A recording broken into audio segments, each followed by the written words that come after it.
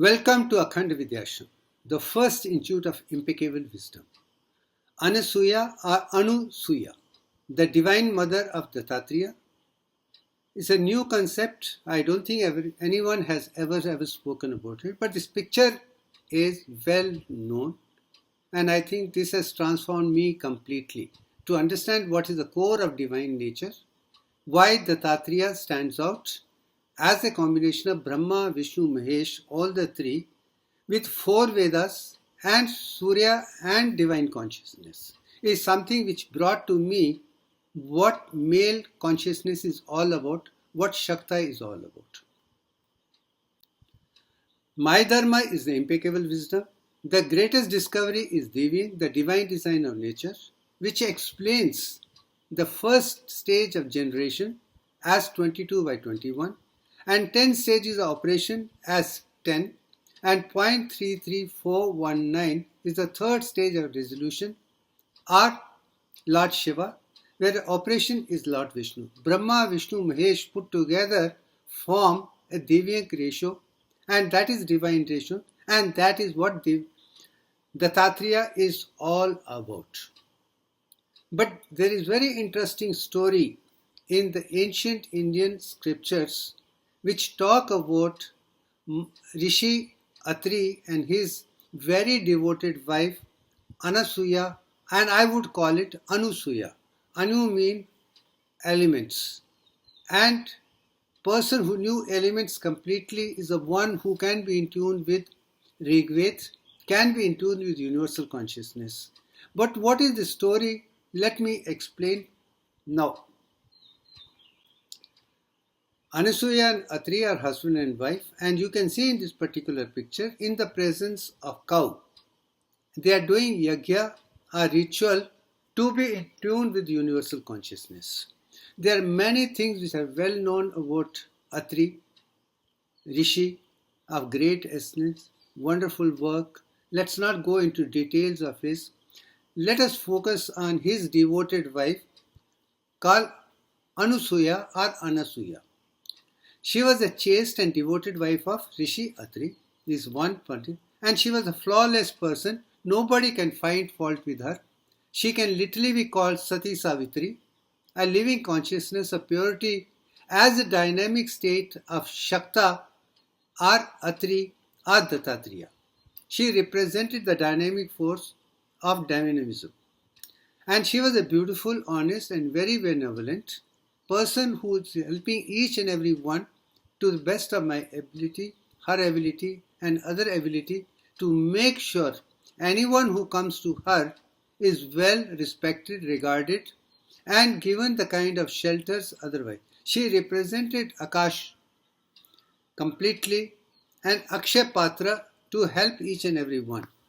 That kind of devotion is rarely seen in human beings who are living consciousness of purity, divinity and benevolence, what I see in Lord Surya. She represented that beauty, and calling her Anusuya, knower of all the knowledge of the entire universe, in tune with Surya, in tune with the, is something to be understood and appreciated in the light of modern science, particularly mathematics, etc. Now, she was also admired and adored and prayed by all the beings of the universe, even to the extent Lord Brahma, Lord Vishnu and Lord Shiva was also so fond of her. Chastity, benevolence, devotion as a perfect consort of a rishi of the excellence to be known. A person who is along with the rishi, devoted to the rishi, becomes a rishi in her own right. Although I did talk about Maitri, Gargi and many other people, and I would call as the greatest divine mother is Anusuya only. Lord Shiva, Lord Vishnu and Lord Brahma, all the three admired and talked very high about her to their consorts Saraswati, Mahalakshmi and Parvati, and listening to that, how could be a living human being could be so much superior to divinities is something which they could not understand. Saraswati Lakshmi and Parvati said, we are divinities. We are divine consciousness. We represent gods and goddesses in true self. But how can a living human being can be better than us? Is something which came to their question, and they challenged Lord Brahma, Vishnu and Mahesh. If you are so particular, she is the greatest woman, one gem on the earth, perfect of all the divinities, great mother, great everything, then prove it to us that she is a person beyond particular character. Nobody can literally enumerate her or influence her or make her do something which is not perfection to the core. A living example. So, to do that, Lord Brahma, Lord Vishnu and Lord Shiva came as Brahmins to the world. As you can see, three of them standing in front of house and asking her for alms. And during olden traditions, Brahmins by and large were the one who would go for alms in the morning, get the needs for the day, and rest of the day they would work on the spiritual science aspects. That was the old traditional thing. During that particular stage, there was no need to have money by Brahmins because they were given food for everybody, and their objective was only to meditate and find universal consciousness and give it to the world.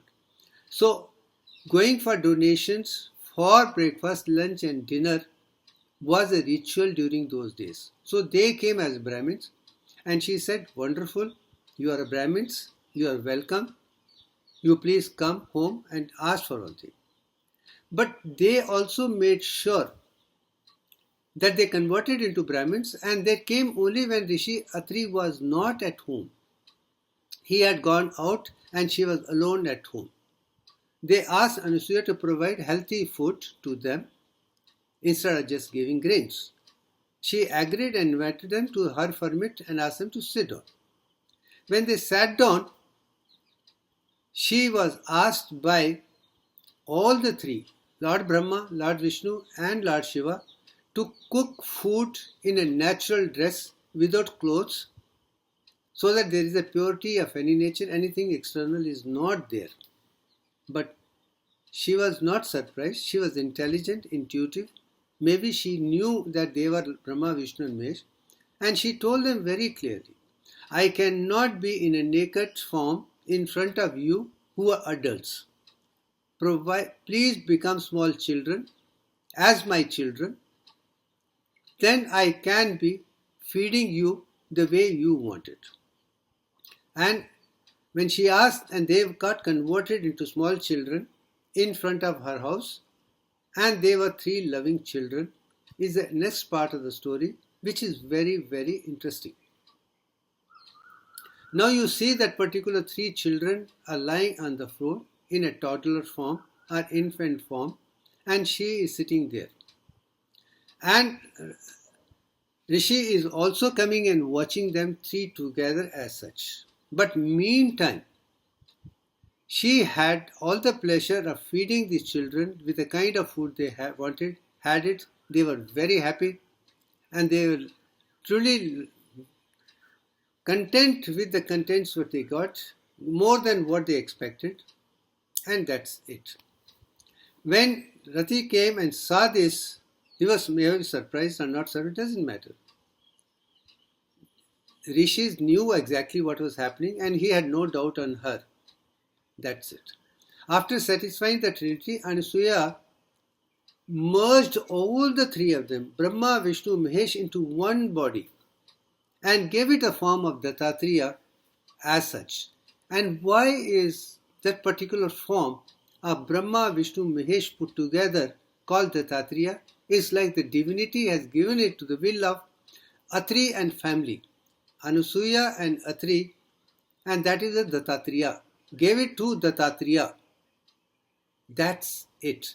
And speaks volumes of the Sanskrit language. Even words had built-in meaning in this, so the people can understand the concept very, very clearly. Now, with this background, that Brahma, Vishnu, Mahesh come at the request of their consort to prove that she is the greatest.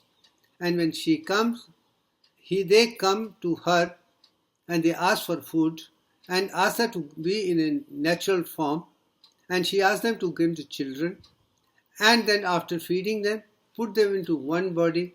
Is the greatest story of ancient Indian wisdom which I can talk. I do not believe in religion or other thing, but I call Sanatana Dharma as a spiritual science way of life.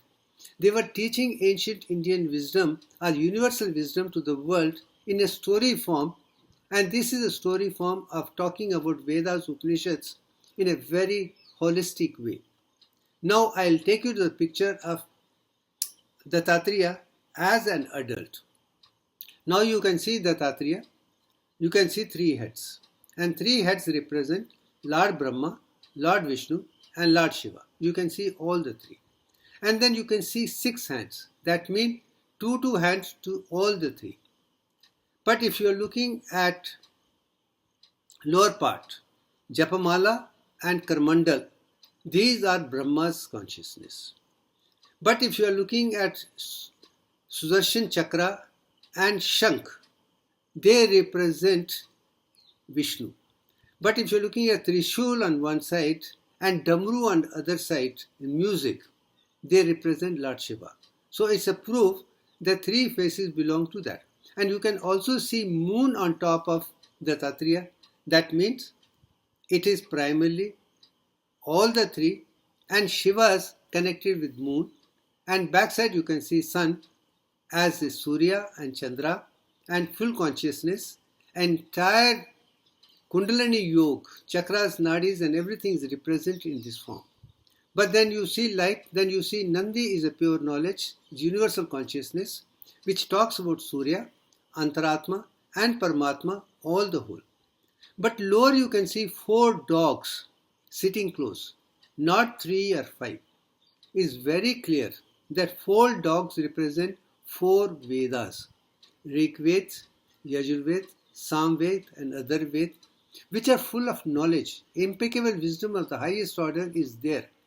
But people have not understood Sanskrit language and translated difficulty of the perfect words in inappropriate defective words is not fault of Vedas. Man-made conversations have always been confusing, and with respect to all the religions. That's the reason we need to go back to the divinity and ask the divinity, you give us the answers. I'm not interested for that matter. Between 91 and 93, I studied all the books and found all the books are highly defective. There is no impeccable wisdom. Whereas my experience within the body of Kundalini rising from Mooladharas to Sahasrara through 10 and heart chakras and understanding Ida, Pingla, Sushmana, Nadis and others in completely, I could understand the Sanskrit versions of Ved, Upanishads and Puranas much better. And this is a Puranic story because I've experienced that within me. It's not based on the knowledge which I got from the books. So I'm talking from my experience, my conviction, in the light of mathematics and scientific approach, explain the concept with the kind of wisdom which can be called impeccable wisdom, flawless, absolutely no problem whatsoever. Now with this particular picture in mind, I have written a question at the bottom.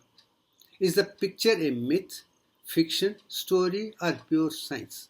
And that's a question which we are going to deal with through my videos on Akhand Vidyashram. Now let me take it to the next stage. This particular picture you can see is called Akhand. I have tilted it to the left side to bring this particular picture out so that you can understand the concept very clearly. But if you look at the outer orbit, is 22 by 21 alone. If you look at the center picture of a human being, has got 10.34419 chakras, that is desert, which represent Lord Vishnu. And there are 5 heads in the middle. They represent Shiva. So Brahma, Vishnu, Mahesh are represented in this.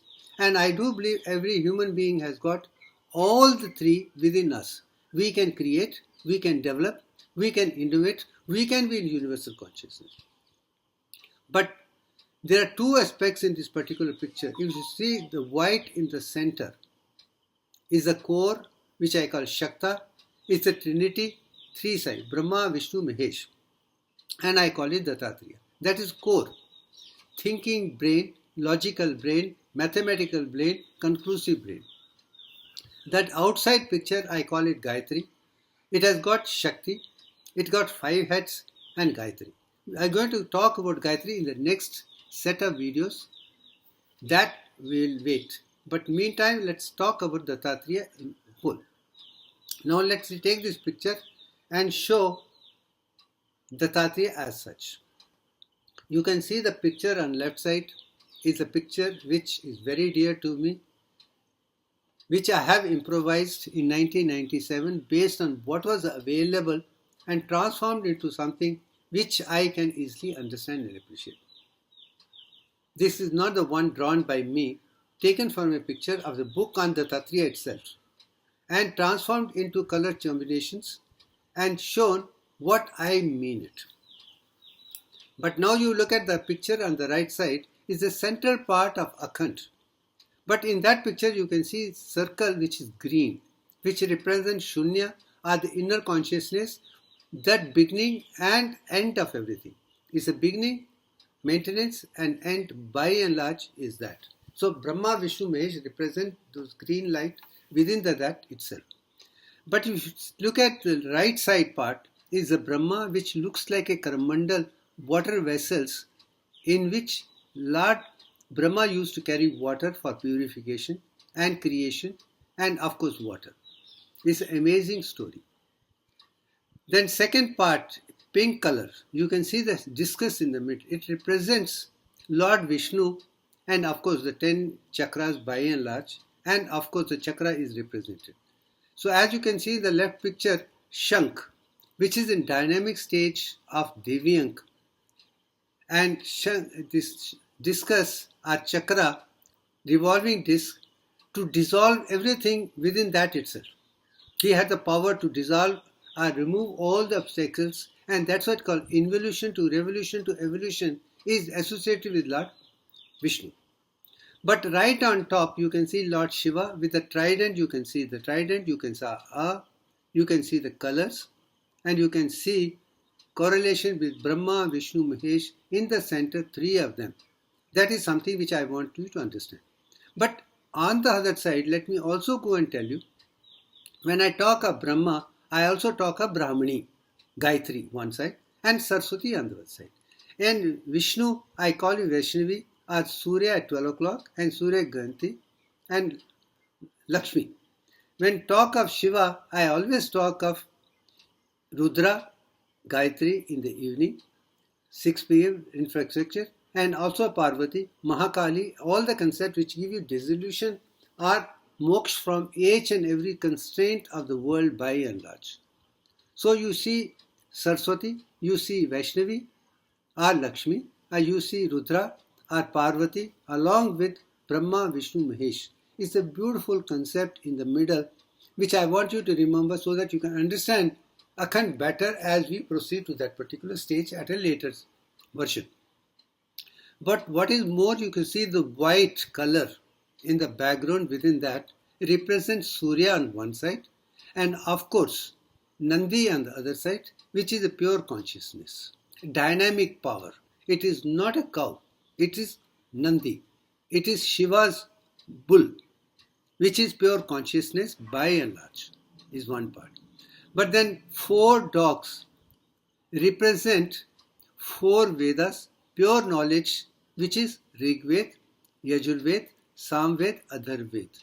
Anyone who can be in tune with Rig Ved, Yajurved, Samved and Atharvaved would have the wisdom of the entire universe at their fingertips. All the 64 different arts and sciences of different form are represented in 4 Vedas. And their version is slowly explained to the world in 108 Upanishads which are standing by themselves. And of course, to make things simpler, Then comes the story form in Puranic stories, where the concept was given as stories of so that common people can understand, because for them to understand mathematics was extremely difficult, and science equally bad, philosophy equally bad. So it was story form, as a mother is telling, a grandmother is telling small children, grandchildren, how to understand concept, and I have gone through that, I can understand. See, now this picture you have seen, the Dattatreya and Akhand, and correlation is amazing to the core, which nobody can deny. Now, we have come to the understand this story form. Now I have shown you the scientific aspects. I have brought certain things. In the light of this particular knowledge of Akhand on one side, the Tatri on one side, the core value on one side, the core of Brahma, Vishnu, Mahesh, and Saraswati, Mahalakshmi and Mahakali on one side, let's understand ancient Indian wisdom, how I have brought it to Divyank, slowly, step by step, from this stage to in a totally mathematically conclusive scientific aspects. Let's move on to do that. Now I am giving a saransh or the essence of Sanatana Dharma. Before the creation of the universe, Rigveda says there was nothing, darkness, tamas one side.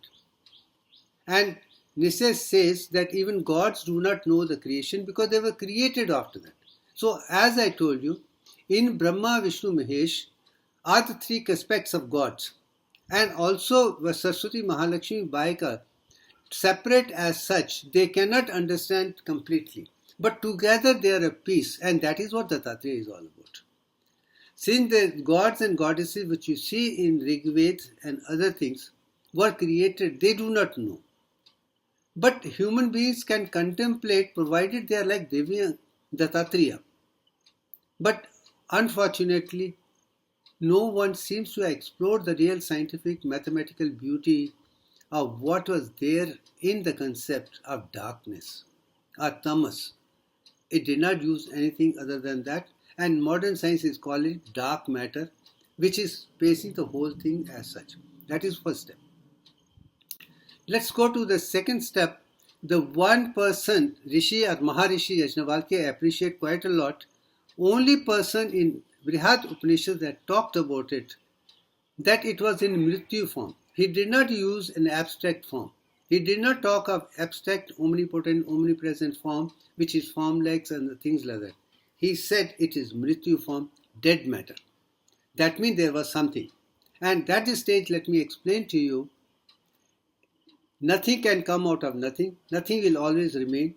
And we are out of something. We remain in that. This. So balance of creation, maintenance and dissolution are put together, have to be understood. Their balance is maintained. At one stage you can have more of energy, and other side you can have matter. But these Panchabhutas are the one which are there. Panchabhuta was there before the creation, and that was the dead matter. And going further, I, Shiv Bhushan Sharma, have shown before the creation it was Devyank, which I revealed for the first time in 2015. And primordial space, Akash, was filled with the isomers and neon 21. And they collided to form neon 22.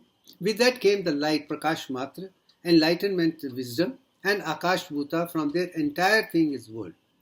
So what was abstract was given in the form of Mrityu, now explicitly given in the form of mathematical answer of Devyank, which is 22 by 21 to the power of 10.34419 into 1.618034. Now it is mathematically conclusive. That is the beauty of divine consciousness, or Shakta by and large, or Shiva for that matter. Now from that concept, we got the knowledge very clearly from Vedas to Upanishad to Shiv Bhushan Sharma in Akhand Sutra very clearly. Now from that angle, let me tell you, divine mathematics is one with which the entire universe is designed and created by the divinity to bring the perfection. Whenever we are in distress, we always look towards sky. Why? Because sky is complete, where we on the external world have lot of deficiencies. But the one who is in tune with universal consciousness, sees the divine mathematics, would become mathematics by understanding the concept and following those concepts in day to day from A to Z and transformation. This work was done by Brahmins of India long back who wrote Vedas, Upanishads and other scriptures. Divine mathematics, recognized, conceived, revealed by Brahmins of India or Akhand Bharat. Zoroastrians, so-called Parsis, learnt mathematics from Brahmins. They went to the West. They were from Iran or Persia. They taught the Arabs about the same mathematics which they learned from Brahmins. And Arabs by and large could not understand the mathematical concept of that high level from Zoroastrians. I am sure if they had come to India and learned from Brahmins, they would have got a better knowledge. But there was a link in between, and in the loss, the complete beauty. Then Arabs took the idea, they understood that it's beautiful, they converted the concept into algorithms, geometry and other concepts to start with. After they developed that, they taught the mathematics to the West, and West could not understand algorithm much, so they converted into the theorems and other concepts like Pythagorean theorem and many things which we see today. West patented it, and then they taught the man-made mathematics to the world, and today the science is embedded with deficient results because all the man-made mathematics given to the world, but not the divine mathematics given by the Bharat Brahmins to the world. Now it is time for me to revive mathematics, arithmetic of Brahmins of Bharat, Akhand Bharat, so that world can understand the impeccable wisdom. Now the deficiency has already been done. We are into scientific research which is defective. Einstein gets a Nobel Prize 100 years back and is considered the greatest scientist, genius, par excellence mathematician, physicist and scientist of the world. 100 years later, 3 new mathematicians come and prove that Einstein was wrong, and they get Nobel Prizes, and this is a state of the science untold on the world level.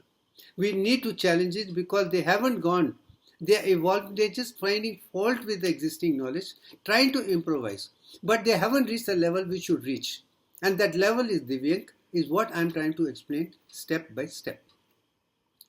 Now from the science we'll take you to Rig Veda, which is Anuvidya. The Anusuya is Vidya, and that is the periodic table by and large.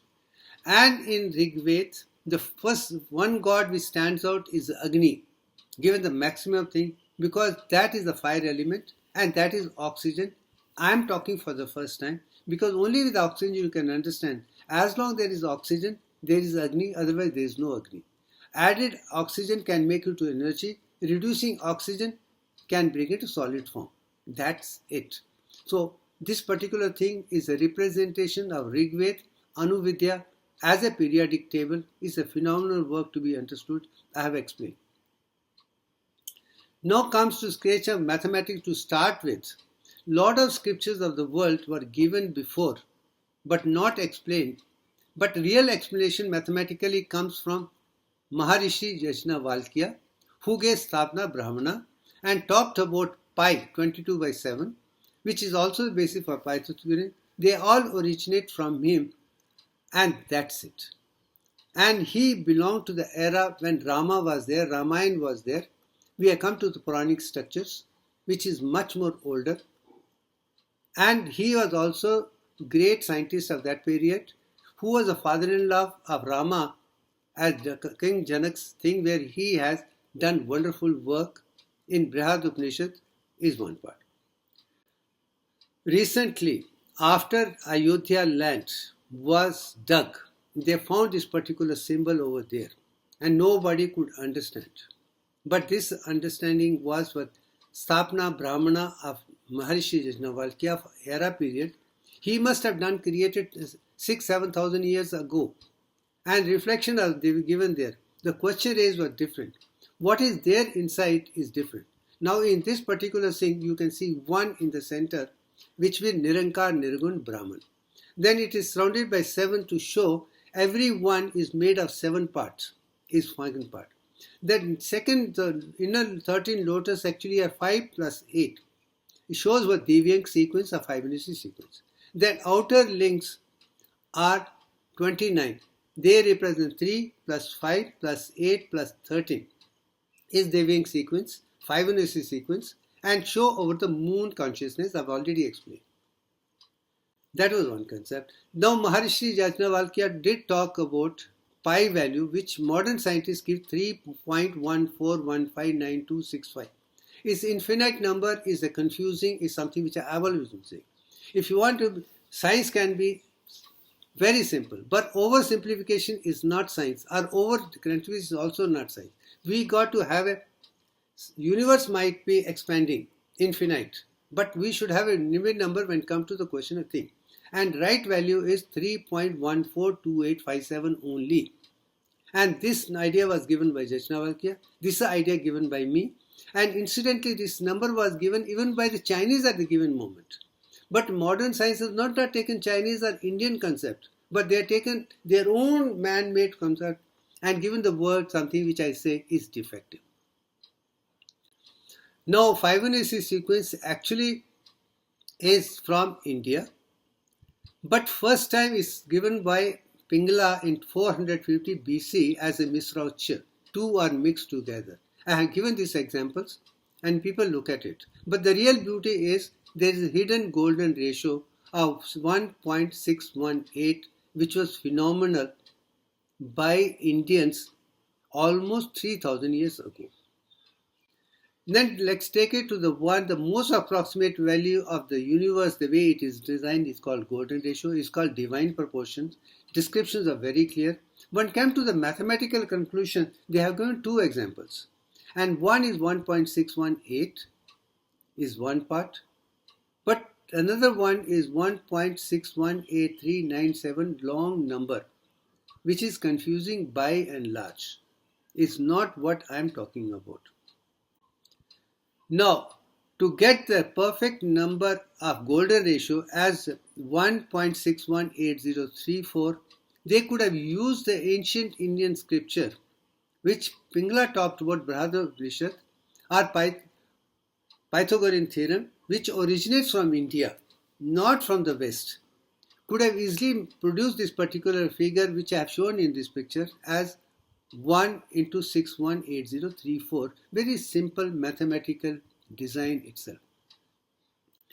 But to go further, there are 10 plus stages which I have shown in this, could have also been worked by somebody else, which they have not done, but I am glad I have been able to do it. Now there comes the question of third of 0.34419. No one has been able to reveal that till date, including Vedas, Upanishads and Indian scriptures. The privilege of finding 0.34419 was left to me, and when I started working and finding this number, I used IBM SPS version 21, and since I had the value of 1.618034, it was easy for me to recalculate and bring the number with a mathematical accuracy which nobody can find fault, and it was first time revealed in my book Devyang, the Divine Constant, which was published in 2015, and that's it. Whereas 22 by 21 to the power of 10 was explained in my book 2002 itself as an akhand and essence of universal consciousness. To go further, it took me another 12 years to find that number through contemplation. I am glad I have done that. That is one part. Then we are talking about the person infinity. Man who knew infinity is a picture made by the West, and they give that Ramanujan knew it. The two formula which he has created is given there, for which they knew, but with a question mark. But I know, did he really know it? No. His concept was, cannot stand the truth, is true up to 100 or 200 marks. Beyond that, it fails miserably. So let's not do it. But Devyang give you the explanation of genuine infinity Anant as 61.8034. And that has to be understood. Once that is understood, everything else will be understood completely by and large. To take it further, I have shown how these 10 stages from 100 down is only 10 stages up to 1. After that does not. That shows that only 10 stages plus more. That is something which is there. Now take it further, I have shown to the world the entire universe, all the medical professionals, school, college to the universe throughout the world have not given a perfect human menstrual cycle. And I have given this particular thing showing that it is not 5 days of bleeding, 8 days of proliferation or 13 days of excretion. It is 3 days of primary cohort, then 5 days of bleeding, 8 days of proliferation, then ovulation, then 8 days of corpus luteum and 5 days corpus albicans, which is a perfect design with all the evidence which no one can deny. And this was also derived with Divyang ratio, Divyang sequence by and large, and that's the beauty of it. I think I have come to the end. I think that should be enough for the time being. Thank you very